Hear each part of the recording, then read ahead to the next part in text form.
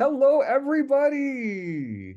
I am delighted to be here hanging out with you all in Tammy will tell us how many years it's been in a minute, but in the fifth year we're wrapping up the fifth year of this webinar series. We're just so delighted that you could find some time. And also we send long distance love to folks who will watch this recording after the fact. Our series is called Engaging All Learners in the Middle Years, and this year we focused on multi-age classrooms, really celebrating the opportunities of working with children across more than 1 year, and the opportunities to mentor and engage with them and really support them, not just over 1 year, but over more than 1 year. And so we've had a wonderful group of sessions. The first one with Brittany, Linda, and Joanne really looked at, like, at the beginning of the year, thinking about connecting to place and land, and inquiry in units that really connected belonging to place and community. In our second session, we had Shelley Moore, Belinda Chi, Brian Gudinski, Marna McMillan, and Kieran Abraham. And we really looked at diversity in terms of our design, as well as critical literacy. And then last session, Angela Stott, who's hanging out on the screen, thanks Angela for coming back, and Jennifer Eddy and Rebecca Lebenville really took us on literally a journey, as Angela used a metaphor of travel, and we had a chance to look at practices that really centered assessment as a relational practice. And today, we're just thrilled to have Nikki Lineham and Kendra Jacobs, two colleagues of ours that Tammy and I have worked with for some time, as we really dig into multi-age numeracy classrooms in the middle years.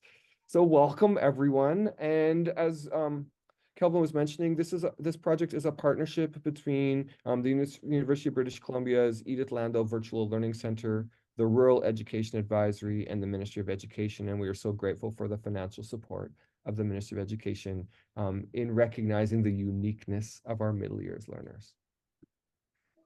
I am joining you from Stolo territory today, everybody, as I'm traveling my way through. I'm joining you from Imagine High. But UBC is hosted on Musqueam territory. And so I am so fortunate to have the opportunity to work with Quam, Dr. Joanne Archibald, and really thinking about how the work we can do can be decolonizing work when we center the perspectives of all of our learners, and really disrupt this idea that we all should be doing the same thing at the same time in the same way, but rather that all children bring knowledge and strengths and expertise, that if we draw that into our teaching and build from there, we're engaging in responsive, diversity positive practice. And so I'm so grateful to the Musqueam elders who have worked with us at UBC to help us explore this concept and really move away from kind of decontextualized practice to community-based practice, which includes working with the land and our local nations. Tammy's going to talk a little bit about why we're doing this. Good afternoon, everyone. My name is Tammy Renyard. I'm a district principal. I am learning Hulkaminam. I'm zooming from the traditional territories of the Cowichan people, specifically on the territory right now of Quamitsan. This kind of idea or dream grew 5 years ago or 6 years ago. I had the opportunity to be at the ministry, and it reminded me that for many years in our province, we had initiatives that really networked all across the province, connecting voices. And we had the opportunity, Heather Brown and I, to do a little bit of that work when we were at the ministry that year. And when I went back to Victoria District, we thought, not everyone has access to those conversations. Some folks in rural may not have as much professional learning dollars so that they could access different speakers and opportunities. And I was learning from Leyton through the rural education community, the amazing innovative ideas that were being seeded in communities. And it's like, how do we bring that to some of the other places that maybe don't have that opportunity or need to be more creative? And so this work really launched as a way for us to provide equitable access to high quality conversations about teaching and learning, so that everyone had the opportunity to be connected to work that matters, and matters being making a difference for the students that we serve across the province. And over the years, we've had well beyond our province engage in this work. We've had people coming in from all over the land to join us in these conversations. So we're really grateful for that. And I'm really grateful for the core group that comes alongside and offers to pick up a piece and present and share their practice and be vulnerable, because sometimes this platform can be scary when you're trying to present and you don't know. Leyton sometimes struggles. He can't tell if people thinks he's funny on these platforms because we're all muted. But just this deep appreciation for the work that's happening across our province and the gifts that folks give in the communities they are in, and sharing the work so that we can be better together. When Twitter was a thing, we had the hashtag Better Together as a way that I put out the work, because I do really believe that sometimes when we're alone, it can feel daunting to stay committed and engaged to work that is challenging and rewarding. And so for me, this is the opportunity for us to celebrate the diversity and beauty in our province through children and educators. So I'm deeply grateful to Leyton for being a champion of this work and being alongside us for 5 years. I hope we're back next year in year 6, but that will to be determined, I guess, Leyton. So thank you so much, and I'm going to turn it back to Leyton. Thanks, Tammy. So folks, we've been anchoring our work in middle years philosophy and practice. And so I won't go into these in depth, but just a reminder each time that we're really thinking about who is this age group and what their capacity is, and that they're able to participate in active and personal learning and don't need to fill out a worksheet. They need a chance to ask questions or wonder.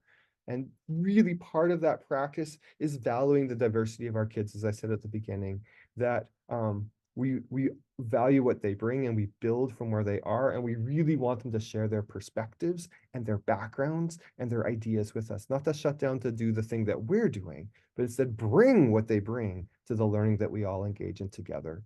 We are trying to offer kids ways to show what they know in different ways and to engage in ideas in more than one way over the course of a week, and really push our learning to be integrative, cross-curricular, exploratory, so that it feels meaningful. So it's not like today I have to do this. It's like, this is where we're at today.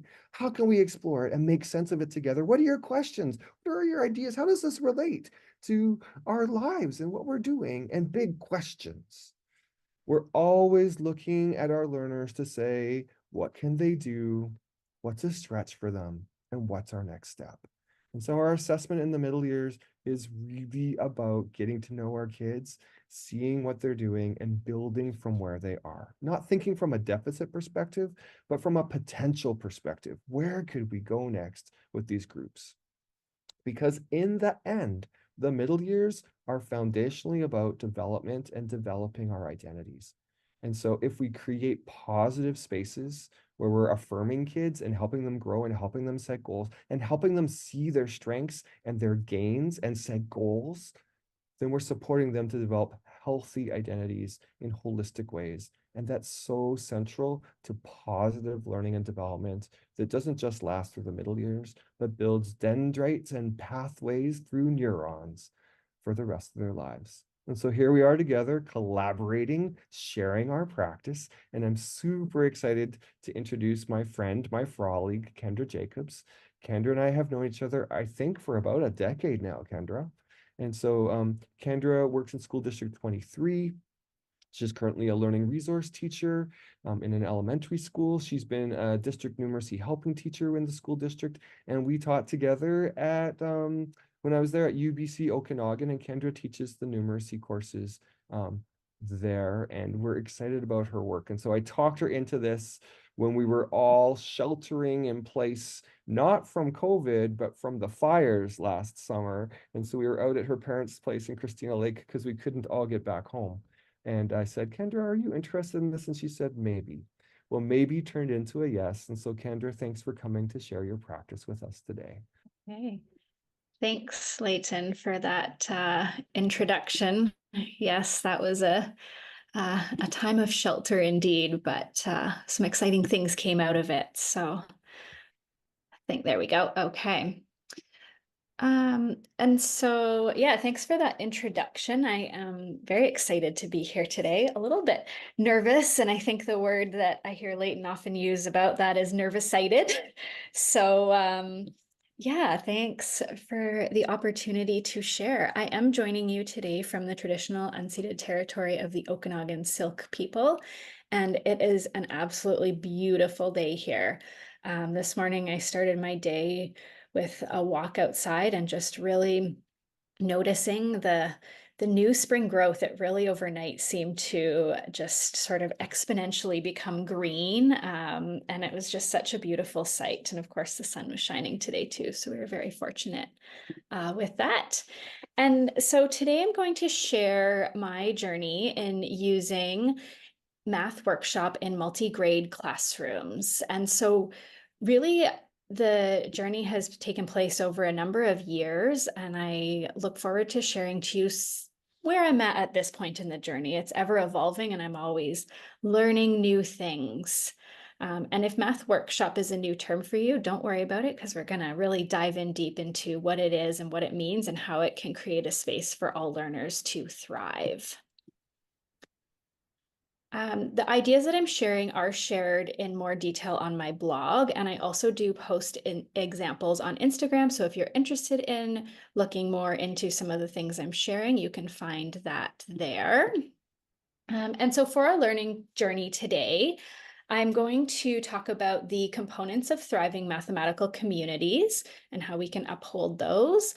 Then we're going to dig really deep into the components of math workshop, and we'll explore some ways to balance competencies and content, which kind of cycle back to creating those thriving mathematical communities. And then we'll wrap up with looking at an example in action. So the math workshop structure is really rooted in the work of Kathy Fosno.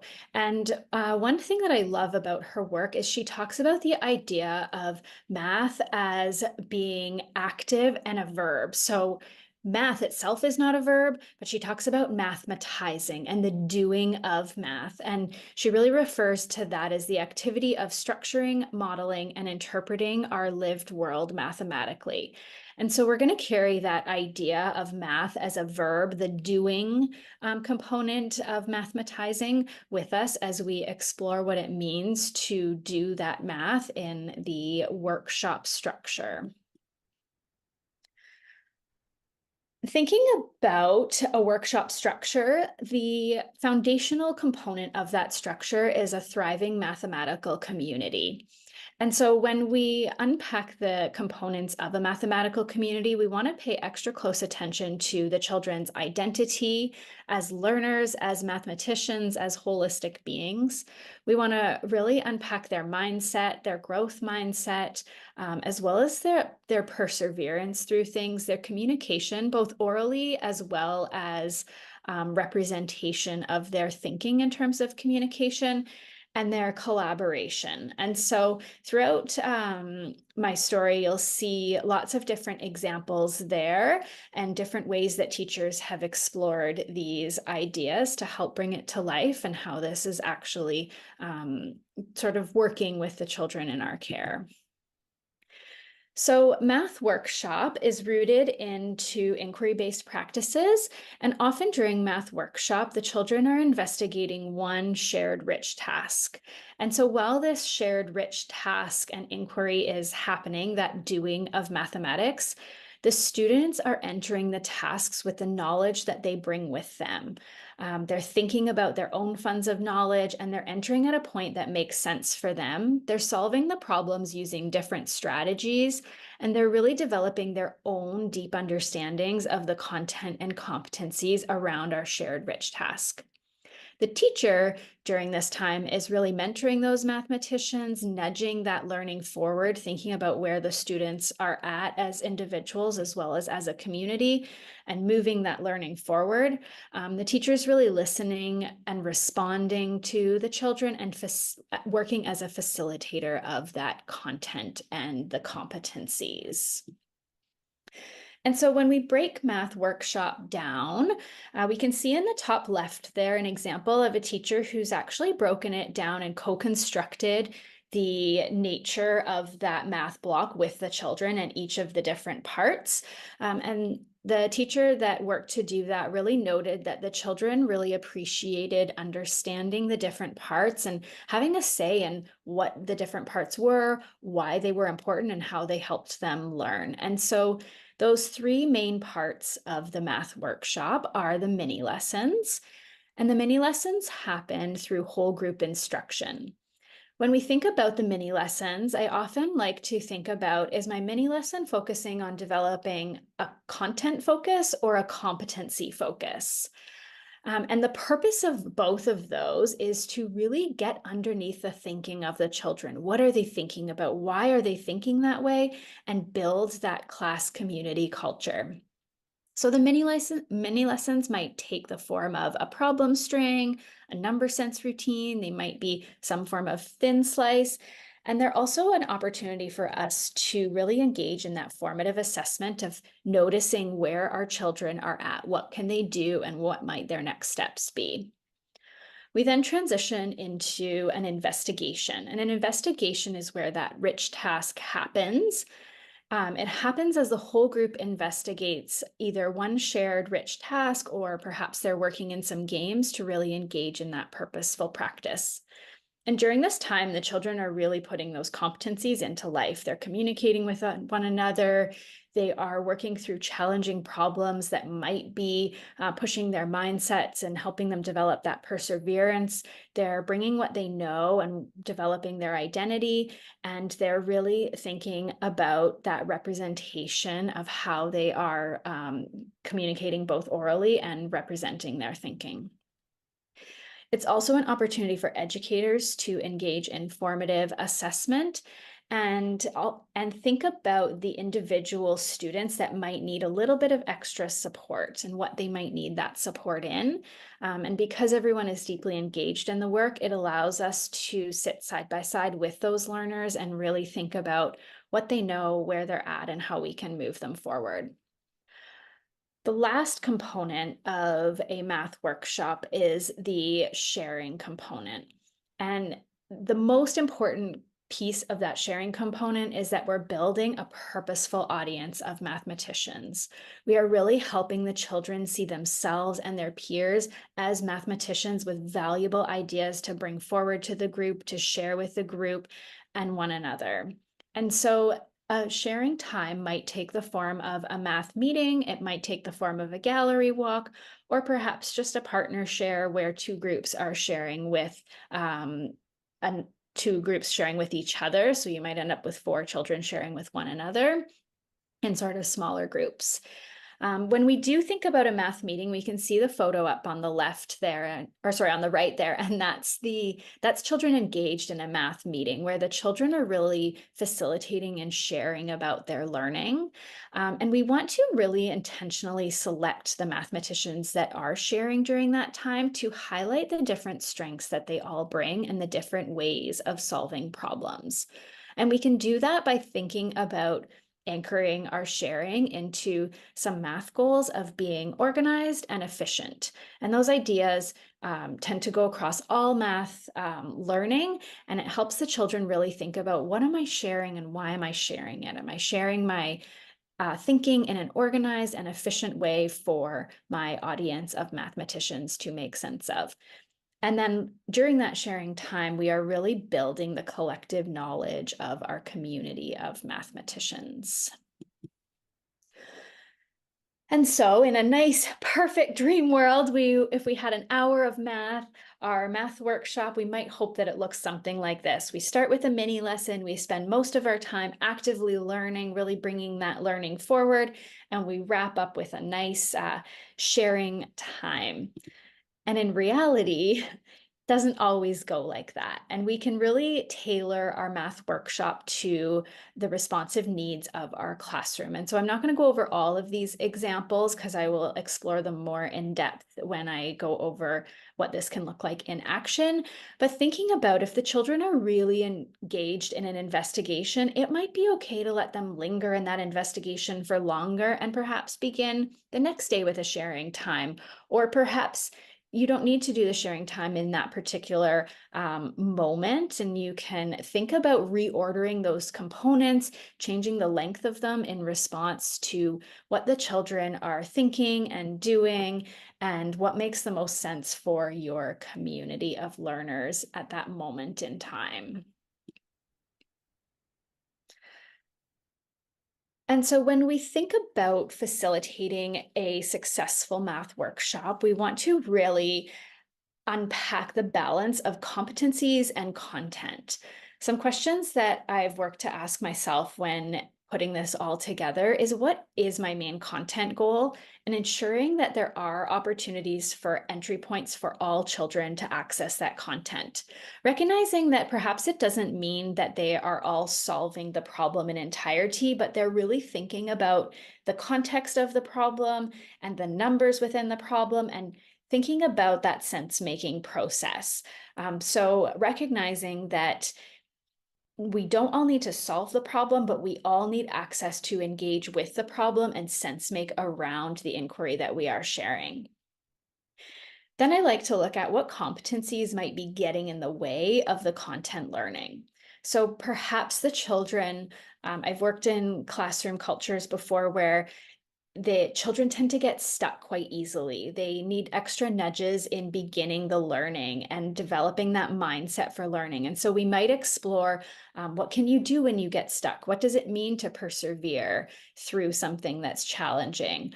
Or you might be working in a community of learners where the collaboration is tricky. And so we might explore how we work together with one another and what that looks like and what it sounds like and what it can feel like. And if we do have a disagreement, how might we approach that? And then the last thing I like to really consider is, now that I've identified my main content goal and the competencies that might be getting in the way of the content learning, how can I seek input from the community about that competency? The children have such rich funds of knowledge, and we want to really honor those and bring them forward when we are exploring how we can support the community in developing that competency. And so here are some examples of what that might look like in action. And so you can see on the far right there, we've really unpacked what math partners do together. We can see phrases like agree to disagree. They talk about the math that was coming up a lot. And so the teacher has recorded these ideas, but they've really come from the ideas of the children, and they've co-created an anchor chart that now lives as an artifact in their class to refer back to. We can also see in the middle where we've unpacked the idea of what mathematicians do. We've really worked to develop that identity as mathematicians, and so we can think as mathematicians do and really engage in that work together. And so we've recorded, actually, I've taken the names off, but you can see little bits of letters that represent where the names are. And so we've really honored the voices of the children. And we've actually come back to that multiple times throughout the year, because we know that through repeated experiences, the children deepen their understanding of what mathematicians can do over time. And so then they can really dig deeper into what their role is as a mathematician and how that might come to life. We can also see some other examples here where we dove really deep into what happens when you disagree with a partner and how the children's voices are honored and what the approaches they might take, or perhaps how mathematicians feel. Unfortunately, the hand is covering it, but it really gave us a window into the children's thoughts and feelings about math. And one of them wrote, they feel bamboozled. So really honoring the voices of the children and thinking about how they are contributing to developing those competencies in our classrooms. And again, Kathy Fosno reminds us of such rich thinking, and she lets us know that learners in our care must be led to trust that their ideas count, that their peers and the teacher really care about their thinking, that they will be given time to explore different strategies and pursue their inquiries, that their questions and insights matter.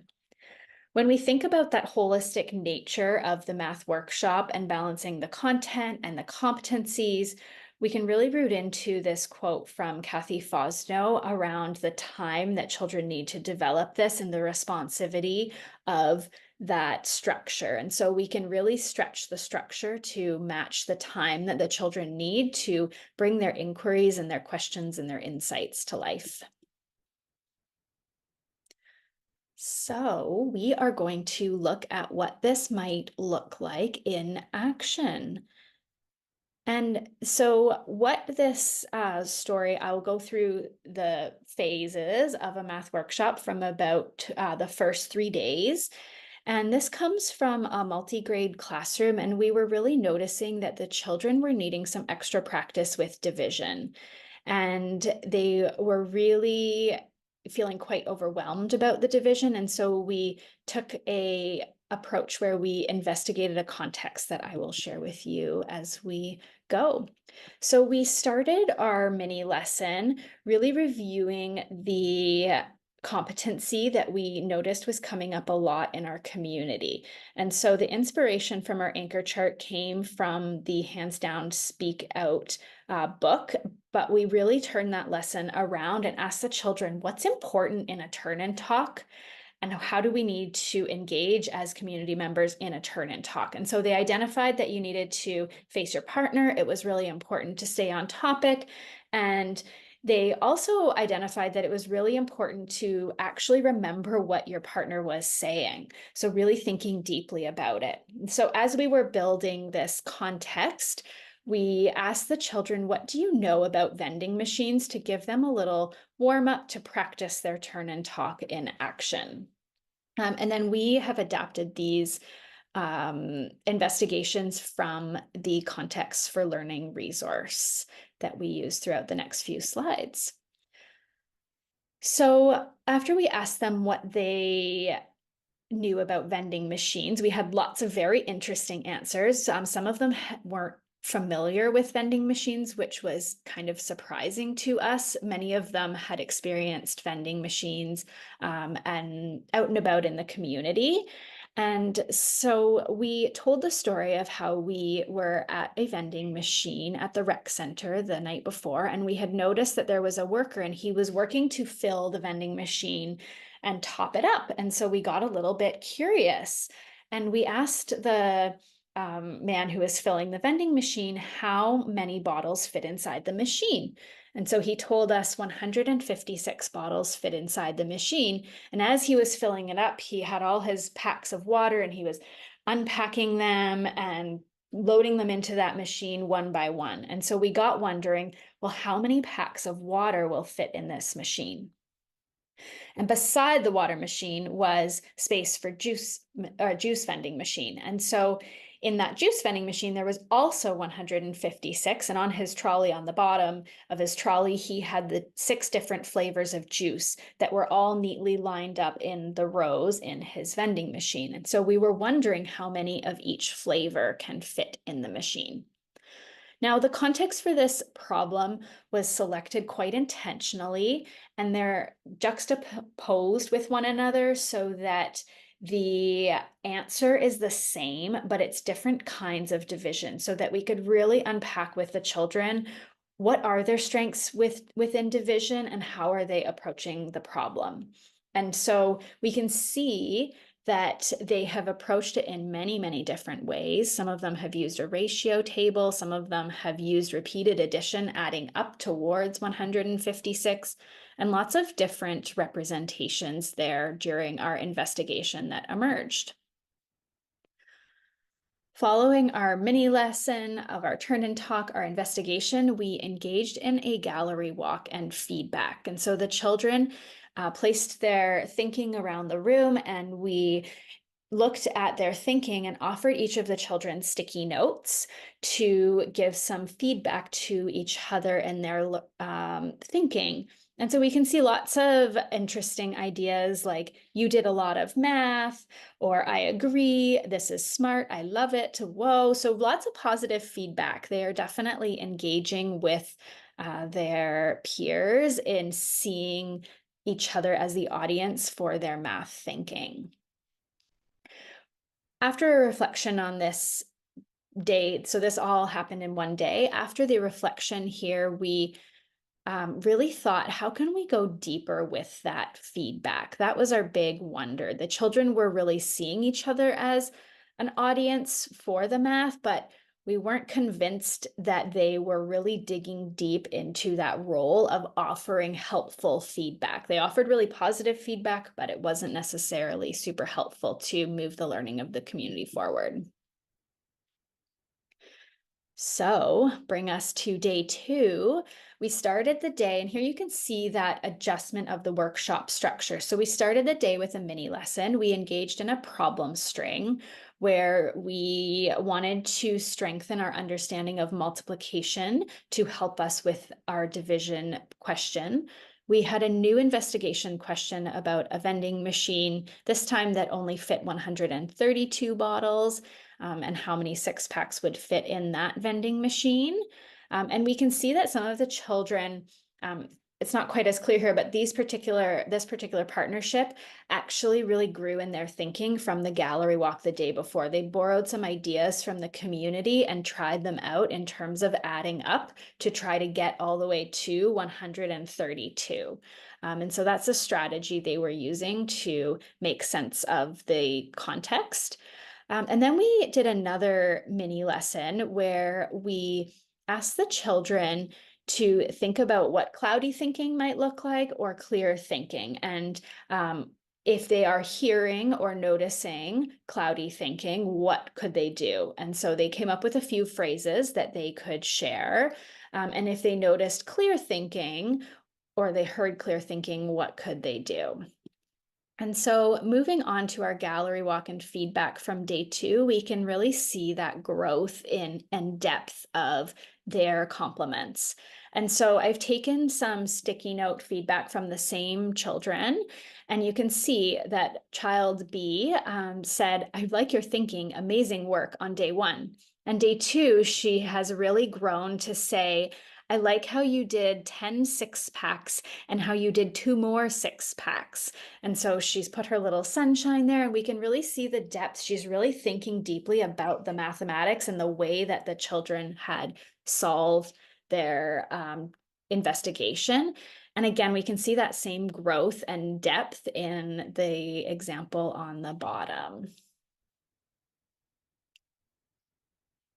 The children actually took it so far as to ask if they could do some cloudy and sunny thinking. And so we can really see that in the middle there, and they really got creative with it. Saying things like, "I understand half," or "I kind of understand." And so we really appreciated that vulnerability from the children because it really helped us make sense of where they're at, what they're doing, and their own creative ideas and how it can come together.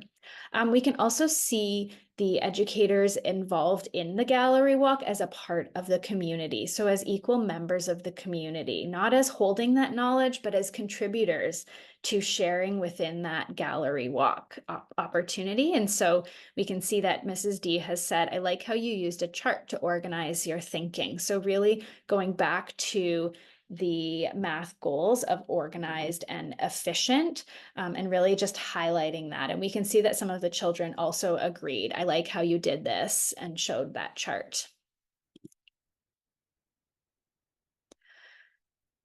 So this here, I'm not going to go in depth into day 3, but this here is an overview of that flow and how it can really be responsive to the children based off of their needs and what is emerging for them throughout their experience with the math workshop, and how we can really embed both the competency focus as well as the content to create that responsive structure. And so on day 1, our workshop looked more traditional, like a mini lesson, an investigation, and a sharing. On day 2, we had our mini lesson, our investigation, another mini lesson where we really got clear about what that sharing time might look like. And from there, we did our gallery walk, and that's where we saw that depth of thinking increase. And then on day 3, we introduced a game to engage in some purposeful practice. And while we had planned for a sharing time throughout the game, the children were having so much fun with the game. They were so engaged that we really just ended up stretching that investigation time to let them dig deeply into that game, recognizing that they needed that moment of purposeful practice with one another to explore what they'd been learning the last 2 days. And so that is the sort of wrap up of the overview and structure of Math Workshop and what it can look like in action. We explored together how communities of learners come together and they support one another, how they really work to bring their own funds of knowledge to co-construct their norms, and really engage as that community together. We saw examples of how the competencies can be, how the content can be addressed through those competencies and problem solving with one another, and how the children were actively learning and constructing their own knowledge. And what's most true to my heart for Math Workshop is the inclusion of all learners. So recognizing that by really embedding the components of Math Workshop all together, we can really honor the strengths that the children bring and the diversity of strengths. Some children might be really organized in their thinking, and it might not be efficient, but we can honor that component. Some children might have excellent perseverance, and we can really lean on them during those competency-based discussions and help highlight some of the strategies they're using. Some children might have really efficient ways of thinking about the math and the content component, and we can really bring that forward to the community. So using Math Workshop structure, we can really deeply honor, recognize, and highlight all of the multitude of strengths that the children bring as mathematicians to that community.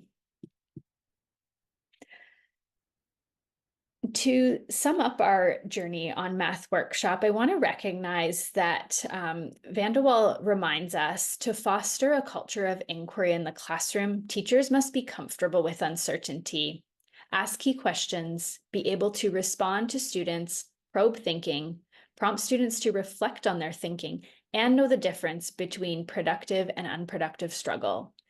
And so just honoring that it can be a little bit uncertain in that moment. There are a lot of things for us as educators to consider when we are thinking and engaging with math in this particular way, and recognizing that there isn't one particular answer or one way to approach it, but honoring all of the different strengths that come in, as well as our own strengths and our own comfort with that uncertainty that can emerge from a experience such as this. And so I'll give you a moment to maybe just pop some ideas in the chat. What is one idea you want to bring forward to your community of learners?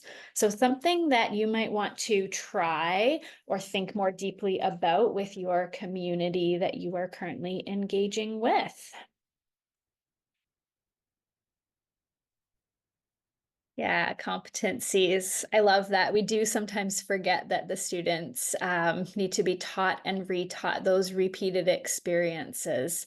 That comes from a wise soul, Leyton, always reminding us of the importance of that. Really repeating those experiences helps us deepen our understanding.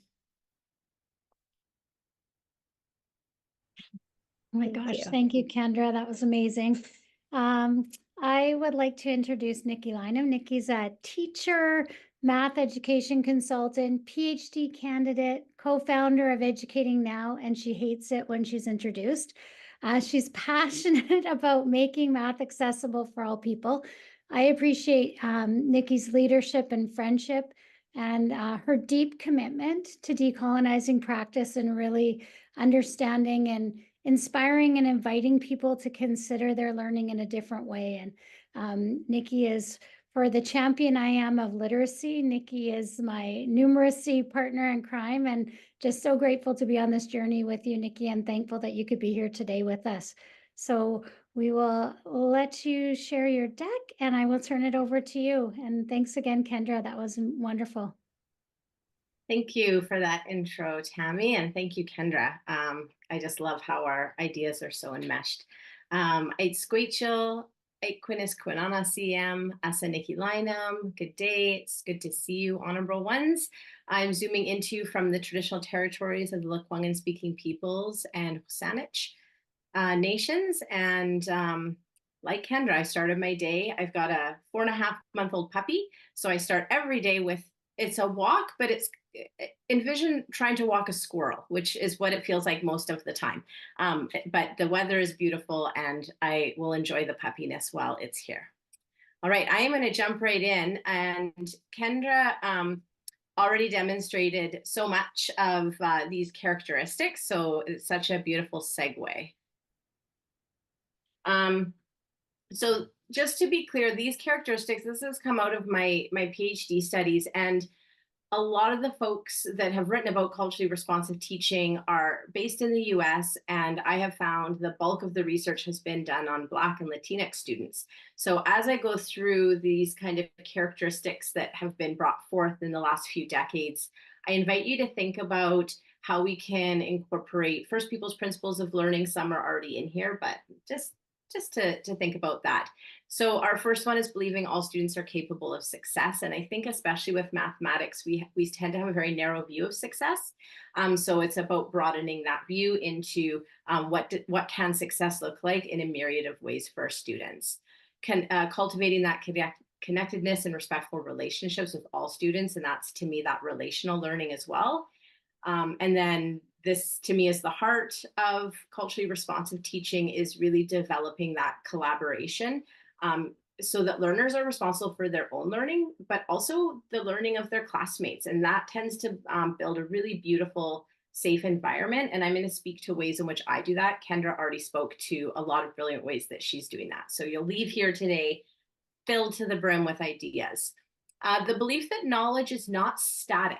It is shared, constructed, and recycled. And again, for math, this one, kind of sometimes people really question that. So if it's a sticking point, I just invite you to be curious about it.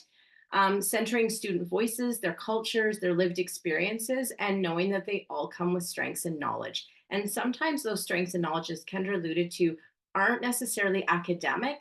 That doesn't mean that they're not very important and that we can acknowledge and hold up.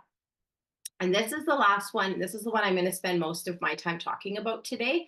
And I chose this because in my work with teachers, this one makes folks pretty nervous because they're not really sure, like, how do I critique social and environmental inequities in math? And the fear often comes from not wanting to be accused of indoctrinating children. We live in a political sphere. So that's what I'm going to speak about that today and in some different ways. And as my Hawaiian teachers say, we talk story. So I'm going to talk story a little bit with you. I invite you at this point, what else might you add to this that you would consider culturally responsive teaching? And you can pop some ideas into the chat or just ponder. I'm going to keep moving along. Okay. It would if it worked. There we go. So the first piece I wanted to talk about is the collaborative learning groups. Kendra really highlighted some beautiful ways of structured partner talk and working together. I love this mode. It's called complex instruction. It's a terrible name because it makes it sound really hard to do. It's not. And if you're familiar with Jo Boaler's work, this is the pedagogy that she uses. So within complex instruction, in that little book up that you see in the top right corner, it's called Designing Group Work, and that lays it out how you go about doing that, and you can get a PDF of that. So this whole pedagogy was deliberately designed as an equity pedagogy, and it explicitly addresses what they term as status issues. So those are things where, and I hear this all the time, unfortunately, in mostly the middle years, but also with adults, is kids that say, I can't do math, I'm bad at math, like I can't, I'm not gonna be able to help in the group because like this is not what I'm good at. And children generally tend to do that with one another, like he's the good athlete, she's the fastest reader, etc. And I really appreciate how they support us as the educators in the room trying to address these issues in a good way. Within this structure, every student has a role and a responsibility. So things like, I call it the organizer, you're sort of making sure that the the task or the problem's been read through, that people understand. There's the recorder reporter, the resource facilitator. And what I love about these roles is that in group work, we often see, I call them the bossy pants, the kids that just take over the learning for the whole group. And then you have the ones that are deliberately bowing out and happy to not do anything at all. So with this structure, everyone has a role. So there is no bowing out, and they actually hold themselves responsible because they're like, hey, you're the recorder reporter, we need you to do your role. And normally what I do with this, and the example I'm going to share with you today, I didn't because I sort of popped into a classroom. But just as Kendra had shared, we co-create criteria for working collaboratively. I usually start with little sticky notes where we write like what I need when I work within a group, what I don't like, or what I don't want to have happen working within a group. And then we slowly build that over time. Some children don't know. They don't know what to say in that, but after they start working in groups, they learn quite quickly. These are the things that work for me. These are the things that don't.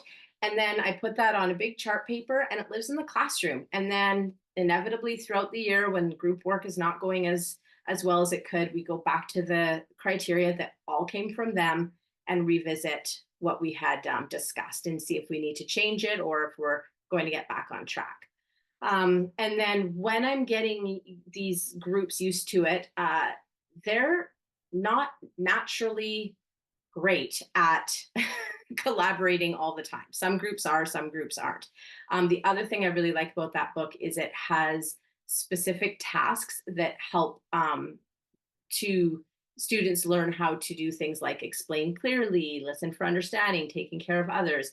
So it helps you to coach them to develop those skills.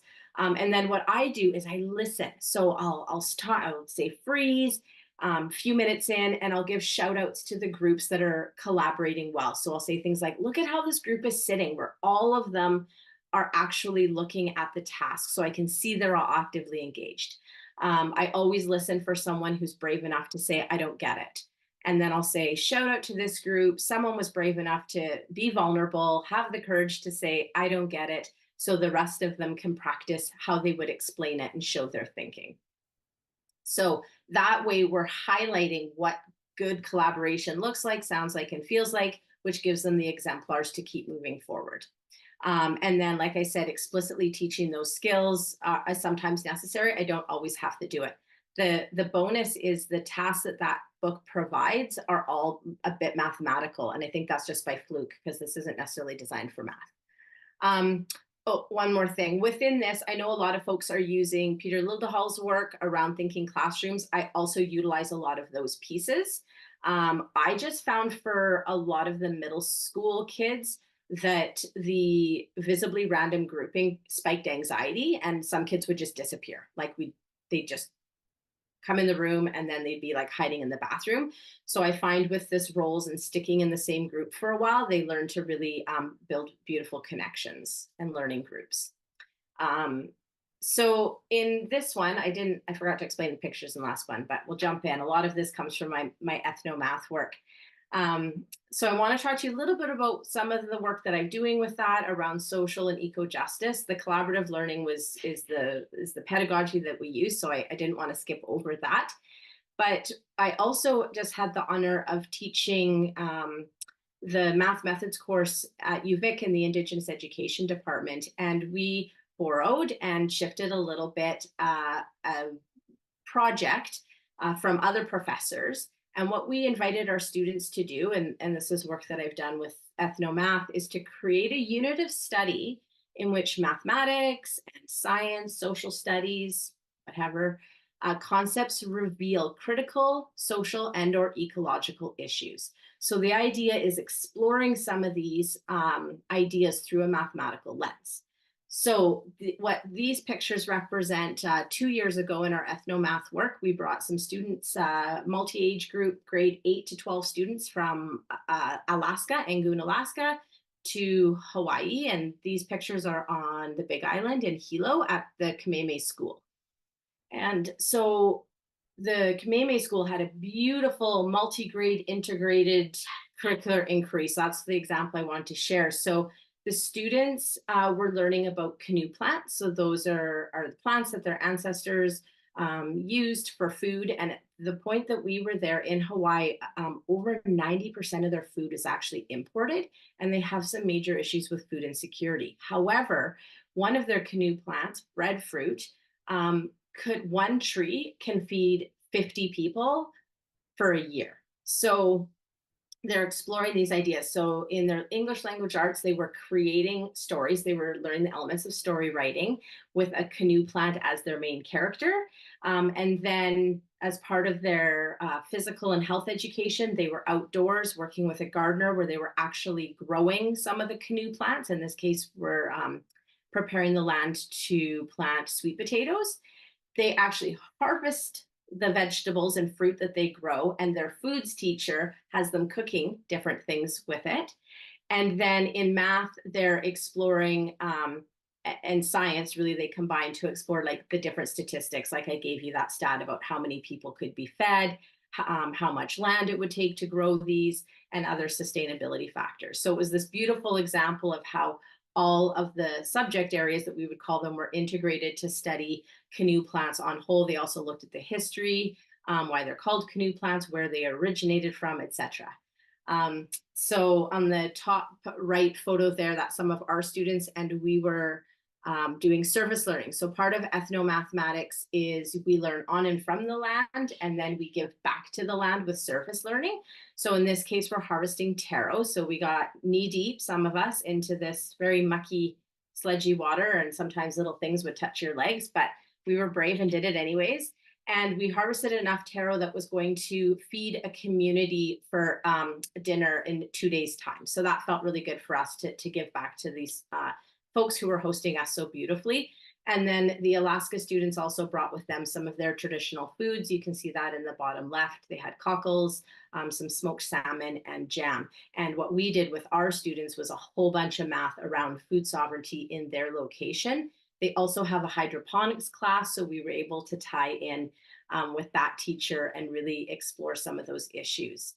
When I gave this project to my students, they worked in groups and they were studying, they just created these most beautiful units, some of which weren't a traditional unit that happened like beginning and end in like a certain time, but they were spread out over the year, looking at things like food waste and sustainability, calendars and seasons, and like marking seasons in different ways from the Gregorian calendar, as well as uplifting music of Indigenous and Black Canadians, and creating our own music and participating in Ska Fest. So some really cool ideas that came out of that. So I was inspired by them, and also thinking, I love sharing all my ethnomath with you all, but I also understand that the context can feel very overwhelming. Folks are busy. So I did what I call a toe dip. So I put out some feelers to some of my teacher friends and colleagues. Leyton has a word, frolics, is that your word? Anyways, and I said, can I just come in and play math with your students?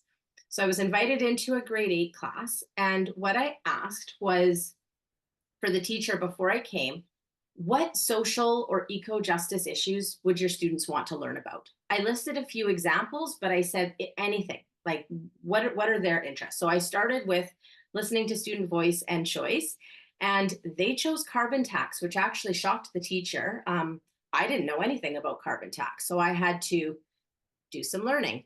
And so I came into this class, just to give you the context, they were 40-minute long blocks, but they were the first block of the day, and the announcements went quite long. I would say I had maybe 30 minutes. So this is what we managed to accomplish in our 2 little short blocks, and then we'll think about what we could have done further. But I just want to lay it out for you the process, so that if you want to try something similar or the same thing, go for it. So we were focusing on that authentic problem solving, and because they were in grade 8 and had just been studying percentages before spring break, I focused quite a bit of the data on percent, but you don't have to. There's lots of information about something like carbon tax in graphs, using rates, ratios, all sorts of other ideas. So if you're teaching in that multi-grade, you could explore it using a variety of mathematical content. The competencies that we engaged were many. I'm not going to list them all. But when we delve into something like this, you inevitably are using many of those competencies. And to me, I think of those as the vehicle. So again, we could look at this using a variety of different ways. You'll see a few of them here. And my question to you, and I'm going to ask you to put it in the chat, if you were thinking about doing some learning around carbon tax, and I think this must have come up because it was in the news and maybe they had heard it at home, but I don't know why they chose it. It's just what they chose. What other curricular areas do you anticipate connecting with an exploration on carbon tax? So I was just focusing mostly on the numeracy, but inevitably I had to pull in some history and some other pieces. But when I looked through the curriculum in more detail, I realized we could connect it quite easily to social studies. I'm checking out our chat too. Yeah, exactly. Environmental science, social studies, we have the same ideas. Also, if we were going to do some writing, we already were doing some reading and they had to justify, but maybe they felt compelled to do some writing about it. There's the aspects of health education, and then you could even look at applied design skills and technologies. My point is we can get creative. Our curriculum allows us so much room for exploration. Okay, I don't know why one side's up and not the other, but here we go. So this is essentially, whoops, how we started. I asked them, what do you already know about carbon tax? And basically it was crickets. I had them write it down. Most of them says, I don't know anything. One boy said, carbon is in trees. And I was like, great, we know something here. Then I put them into their groups. These students had never been working in the complex instruction, so they didn't know about the roles. So I did a real fast version with them. They actually worked beautifully from day one in their groups, which was lucky. That doesn't always happen. And so once they were in their groups, their first task was to read this statement, which is a complex statement that BC Carbon's tax puts a price on carbon pollution, yada, yada, yada. And I said, put that into everyday English. Like, how would you explain that to someone much younger than you? And then also ask them, what questions do you have? Like, just checking in if they understand. They were able to say, we're trying to reduce the greenhouse gas emissions, but also keep the economy strong. And then, try to put money into low carbon, innovations. So they got that point. Then we looked at this next bit of data. And I will tell you, when I started looking for information, I was finding all sorts of different numbers. And at first I was like, oh no, because I was thinking about the classic math textbook where, it's very clearly laid out. But then I thought this is actually perfect because this is real life. And we ended up having a very rich discussion about why the data was not all the same. So it's okay that if you can't find things that all match perfectly. So because they have been studying percentage increase, I asked them, what's it going up? It's went from $65 to $80 per ton of CO2 emissions. And it just so happened that they all approached it in a different way. So I didn't start with a mini lesson because we were curious to see what they had retained about their percentages. And just a note from the teacher there in blue, she said there was one student who she has never heard talk in math class and knew that she was extending based on what she had written in the math she had done, but had no idea how this child's brain worked until this. So she was thrilled to be able to hear that. And another student was one who often would put her head down every math class. I'm sure some of you are familiar with this behavior.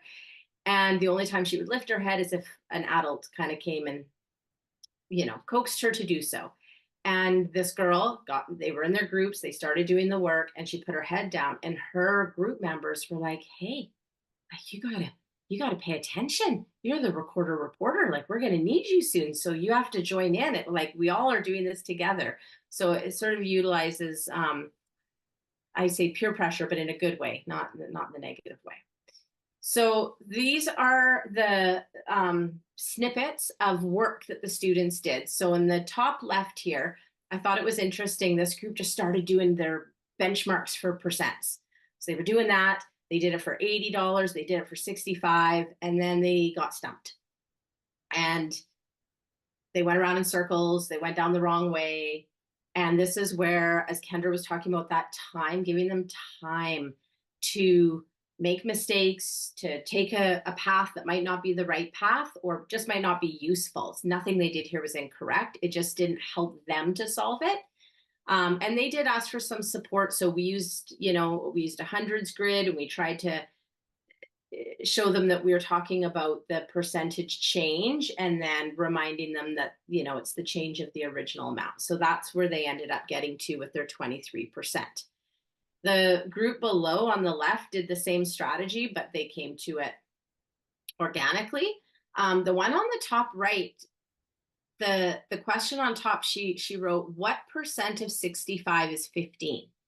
And then she said to me, like, how do I do that? And I said, well, how do you think you do it? And I said, you've got the right question. And she said, but percents out of 100. And I said, yes. And so that was what she did. And at first I couldn't follow her thinking. I was like, why are we doing 130? But if you look at it, I think you'll see what she did. They did really, but her group was a little more reluctant. The one in the middle that you probably can't read, they erased it all before I could stop them. So what they did was, this group of it was 4 boys, they were using a calculator, and 2 of them had a calculator and 2 of them were inputting. And what they were doing was they were trying to figure out, they were doing trial and error. So they were doing, what percentage of 65 would I then add to 65 to get as close to 80 as I could? And they still got to the correct answer, but they did it using that approach. And then that last one, it took me a while to follow this thinking as well.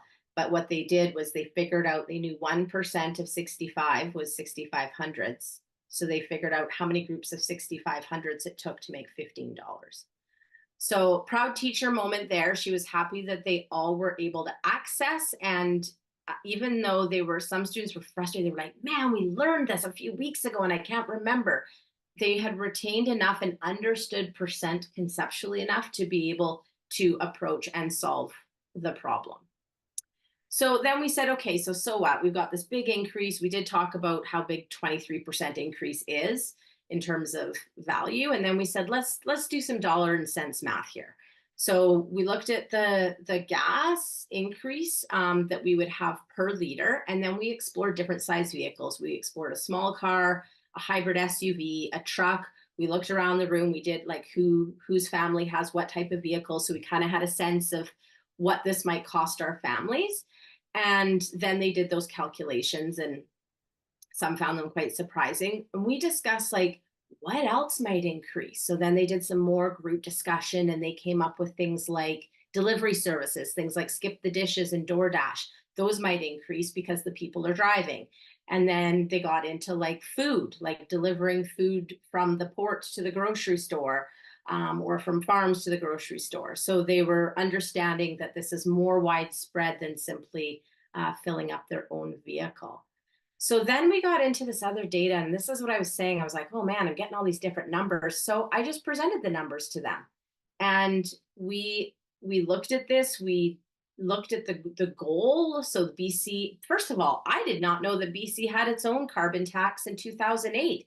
And there's tons of data on it because it was one of the first in North America to do so. So it's not part of the federal carbon tax. So that was my own little learning journey. But then we explored these different sets of data. We talked about, like, at this rate, would we be able to get to the goal of being below 40% below 2007 levels in 2030 and net zero by 2050? And sometimes the information I gave, there wasn't enough to be able to solve that question. So they had to unearth that and say that. So they did a really great job. I was super impressed with the depth of their thinking in such a short period of time. We did another percentage decrease here where we actually captured the amount of carbon dioxide in the atmosphere from before 2008 and then 2020. And then again, looked at some of the stats were about the use of fuels. And before I get there. So at the end of this, the big question, the transforming question was, is carbon tax effective? And I said, there's no right or wrong answer. You can say whatever you want as long as you back it up and justify. And you use mathematics any which way to justify. And each of the groups did say that it was effective, and they based it on, some of them pulled out different points of the data, but they all agreed that it was effective. And then I showed them this, which was in the news a few days prior, where they had polled Canadians, just over 1,000 Canadians, and 61% of these who were polled didn't think it was effective. They said it was ineffective. So then I said, well, what's going on here? How is that possible? You all thought it was effective. Why wouldn't these folks?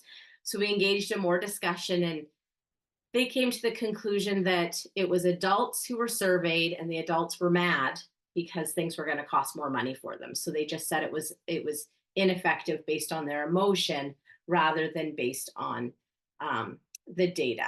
But again, this graph could have been presented in a different way. I did notice this was past when I was there, and I was away up in Nisga'a afterwards, but I noticed there was another article where Jane Goodall was saying she doesn't like carbon tax, and it's not because it's not effective, but it's not enough, and she thinks there's other ways that would be more effective. So if I was continuing with this class, I would have pulled that in, and we could have had a debate with Jane, because I think that would have been pretty cool. So the students reflected that they thought it was good to learn about something important for the environment in math. They actually really liked that. Some of them in the reflection said, I learned what carbon tax even is. They learned that it was good for the world. And the teacher said in her conversations that they really liked getting to prove that it works, even when many people think it doesn't. So I think they got a little one up on the adults there. So my question would be, what next? If I was going to continue this, that, like I said, that was a toe dip. And it was great. We got a lot done. We utilized math. We explored a subject, but we did it in just the most surface level. These are just 5 examples of graphs and data that I found very easily, quickly on the internet. So depending on the students and where they wanted to go would depend on where I would want to go. So maybe they want to look at Canada's emissions compared to the whole world. Maybe they want to explore BC compared to the rest of Canada. There's a myriad of options here, but the idea would be following there. And also what I might do with this is different groups could take different pieces and run with it. So if one group really wanted to explore like the BC emissions or carbon tax in different parts of the world, they could go off and do that.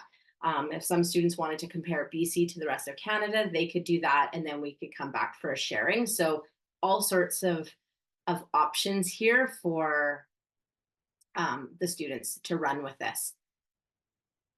And so my question to you, that you are welcome to unmute and share or pop in the chat, is if you were to toe dip into a social or an eco-justice issue, what might you explore? And you can just list some ideas that you might give to your students. I will say, just saying to them, what social justice or eco-justice issues do you want to explore, might not give you a lot of results because they might not know what it means. So what examples might you use? And these could be things that you've heard your students talk about, or that you think are meaningful for the place where you currently teach, where your students live. Could be something around fires if you're in that part of BC where that's already becoming an issue. And yeah, I'm just curious as to where you would go next. I will share with you that my next step for my numeracy task work is with the new device restrictions that are coming out in BC, we know that we're going to have some pretty unhappy high school students who maybe are used to having devices in their pockets. So I'm going to start on my own, but then hopefully working with some students in Nisga'a, and I'm going to create some numeracy tasks around the data that we now know about the health risks using that book, Anxious Generation, which has gathered the data. So that's my goal, is to then have this numeracy so the students get to engage and see for themselves why the government is making this rule. Same thing with the carbon tax. I think people are opposed to the imposition of things, but if they understand the reasoning behind, they might have a shift. So I just want to check out the chat because I'm seeing lots of folks here. Yeah, plastic. Thank you. Yes, the logging close to a reservoir. See, there's so many good topics. So I'm hoping that this helped you understand that you can come at it not from your belief system, but from like we're looking at the math, and data science is, I think, the most important of numeracy. And it's, I don't know why that's not the required university and upper level high school course, but maybe one day change the world. Yeah, endangered species, fish numbers. Yeah, someone wrote that. Yeah, cell phone use, mental health. All right, well, thanks, folks. I just want to keep reading. Nikki, amazing. Thank you so much. I love learning alongside you. So many fantastic examples. And I love the ideas in the chat too. It's making me think about all kinds of different things. We looked at elk populations one time, and we were looking at different things. Should wolves be eradicated was a topic we did one time when they were killing caribou. There's so many different things. Thank you. Leyton, over to you. Thanks, Nikki. I really appreciated the moving from students' interests and what they're interested in. Sometimes it's not what I'm interested in. And so I think there's a nice combination of like, what's a local issue or something, but sometimes it's also, I have to say, sports stats have been a successful teaching tool for me for over 30 years, where like, if that's what kids want to talk about. And so we can also, I think we can also extend those questions to like, and then what's an issue related to that sport? What's another thing that's happening? So I think we're all super interested in ethnomathematics. Every time you mention it, I see people's eyes perk up. Kendra, I thought that you gave us an inclusion context, and then Nikki, you blew it open. And so, you know, well, we maybe didn't call this series the inclusion series. At the heart of middle school philosophy and practice is the idea that all kids are welcome and that we need to see them as contributing members of the classroom and growing from where they're at. So these open-ended tasks, these open-ended problems are really exciting. Nikki, I don't know if you wanted to, or Kendra want to talk at all about visuals. There's a lot of visuals in what you're offering. I don't know where that fits in terms of this practice as a provocation or a support or a jumping off point. Yeah, so I'll jump in first, Kendra, and then you can jump in. I provided them with hundreds grids for that, but visuals to me, and thank you, Leyton, for the question, are a key piece. Like when we talk about student-centered, and I know I read the stat once that 5 parts of our brain light up every time we do math, and 3 of those are visual.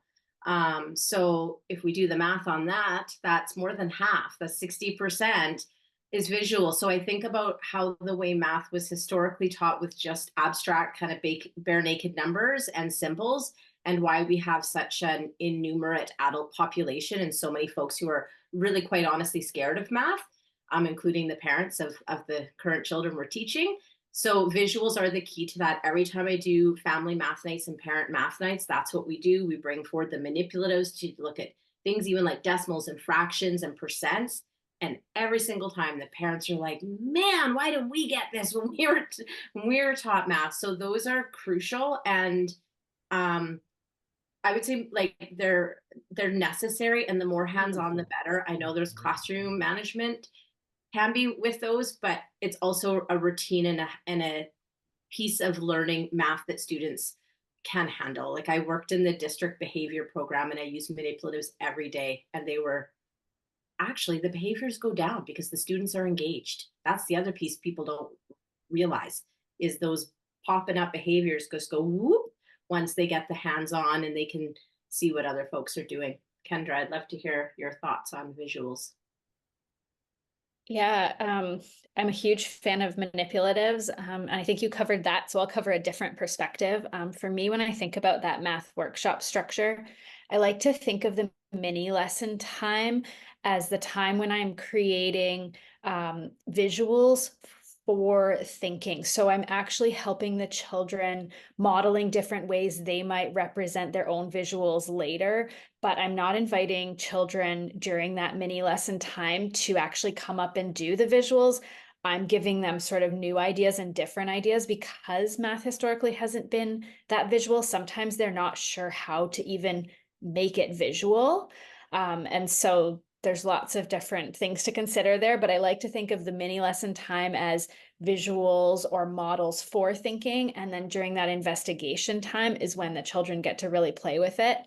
And I want to really share that sometimes it can take the children weeks before they start using the visuals that have been happening in the mini lesson. They're not comfortable with them yet. They might be thinking about them in their head, but there's that representational lag where, you know, weeks later, that ratio example table that I shared, we had been looking at ratio tables and how they could help us visualize our thinking months ago. And it was maybe the first time that the children had actually kind of brought that forward and were playing with it on their own.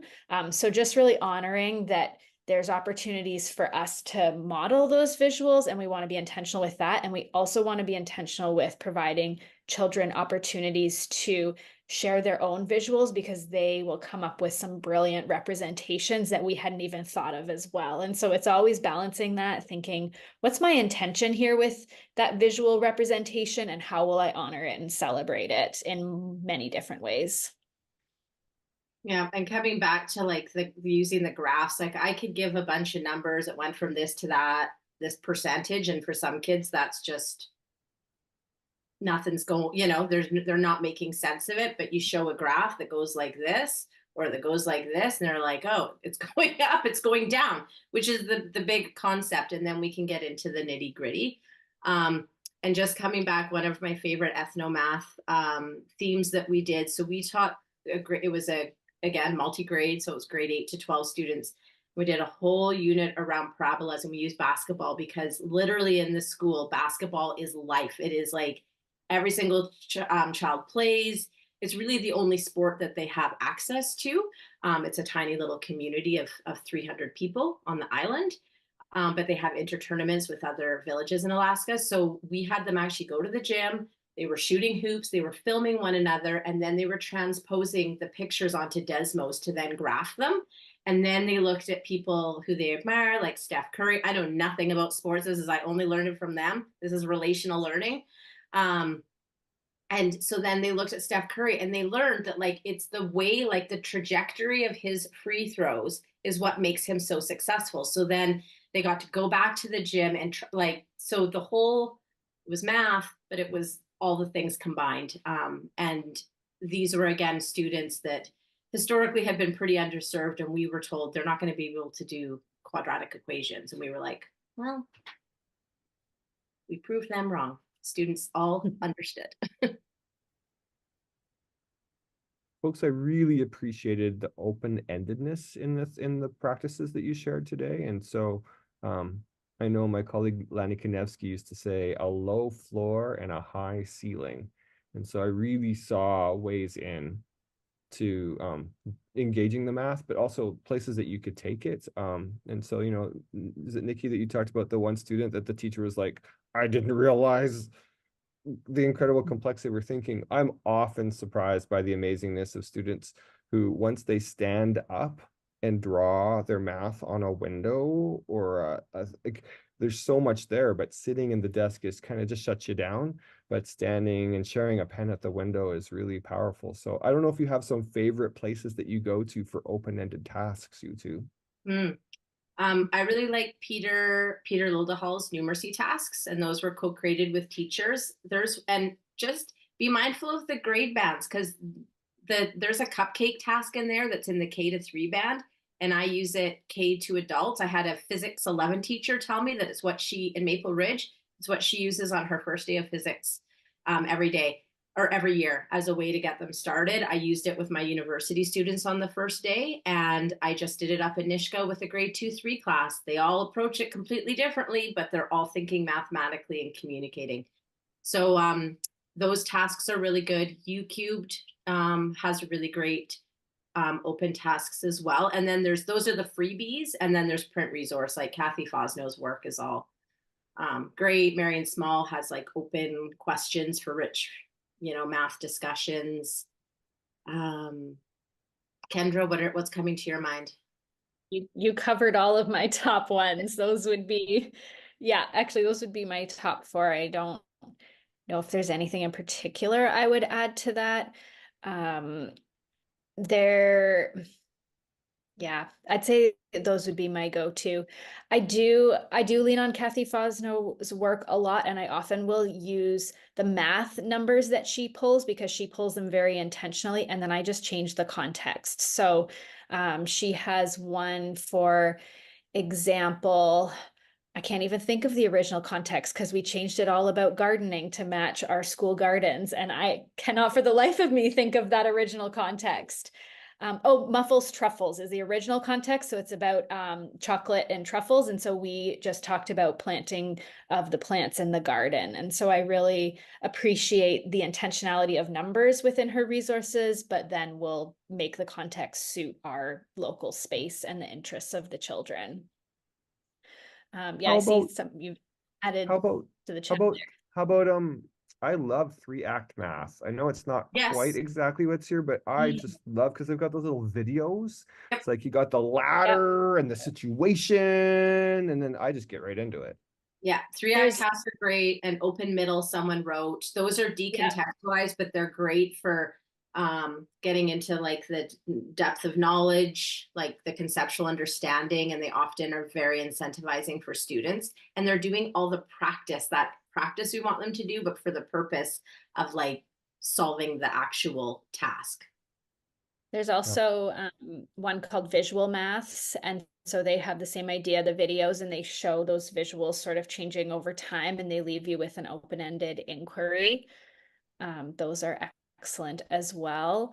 And can anyone remember, maybe it's in the chat already, there's the slow reveal graphs. I can't remember the website. Maybe it's even slow reveal graphs, but slow reveal graphs, that idea is also very visual and engaging for the children. Sandra, do you know that one? What's it called? Do you know what it's called? I think it is slow reveal graphs. Isn't that the one that comes through the New York Times? Let me look. Yeah. Cool. Yeah, there's a lot of really great free, ready-to-use resources for a myriad of different things in the classroom, like all of Steve Wyburny stuff, the Splat and SD Mysteries, and then, when we're talking about middle years, I want to have students asking the questions. Like they're at an age where they can become problem posers instead of always just problem solvers. So that was like, again, with asking them what mattered to them or what they wanted to explore was the first step in that. And then in an ideal, and like, I think the way Kendra modeled it, like, how do we explicitly teach them to ask those mathematical questions, knowing that there also might not be an answer, or there might not be like one answer, there might be many. And then that's really cool, because just like we did with the kids, like, I'm like, why are there so many different numbers? And they said, well, the population increased and this changed and that changed. And we talked about how statisticians and people who do that work have to factor in all of that. And that's math beyond me, that's for sure. But there's a lot to it that they can really wrap their brains around. I'll add one more piece to that. We often will talk about how once you're done, you've only just begun, and we co-create that anchor chart. And so one of the options when we are going through investigations is, what questions can I ask about this, or what questions can I create? So really creating that structure for the children, that once you're done, you've only just begun. Okay, what do? We think about our thinking. Does it make sense to our audience? Is there anything we need to add or change? But we also can create new questions for our audience of mathematicians. And so sometimes the kids will actually just start writing new questions on their investigation papers or on the whiteboards or wherever they're working. They will just add their own wonders when we create that structure of flow. Well, huge thanks to Nikki and Kendra. How lovely. It was only the math webinar where people actually stayed on time, and we had 10 minutes for follow-up discussion. So kudos to y'all. Fast talkers. and planners. Everyone, thanks for participating in the series again this year. Of course, share the work. It should be available on the Edith Loud webinar or website in about 2 weeks. And so we know, looking at the stats, that people continue to watch them and share them with colleagues. And so, we want these to be practices that we're sharing in a community that's not just on the webinar day, but beyond. And Tammy, thank you for spearheading this work and supporting us in continuing to push. Even once you left the ministry, you're like, we have to keep doing this. And it's been really, really special to do together. Well, thanks to you for championing the work, and folks for being there and being in it. I just am so excited, and I think I just want to close with that piece that I appreciate so much from both of you around the inclusive piece that Leyton talked about, that all students are encouraged and that students are supporting each other in their learning, and that co-creating learning and the authentic way that you're in the learning alongside them. I think that's what we want to see in everything we do. But we know that for students with numeracy and not experiencing success, we want to shift it so that the parents of the next generation are open and excited about math and not fearful and giving their kids permission to not do well at it. We want to change that narrative in our province. All right. Thanks. Thanks, everybody. Thanks for coming. No, it's a long day. Bye, folks. Bye. Thank you.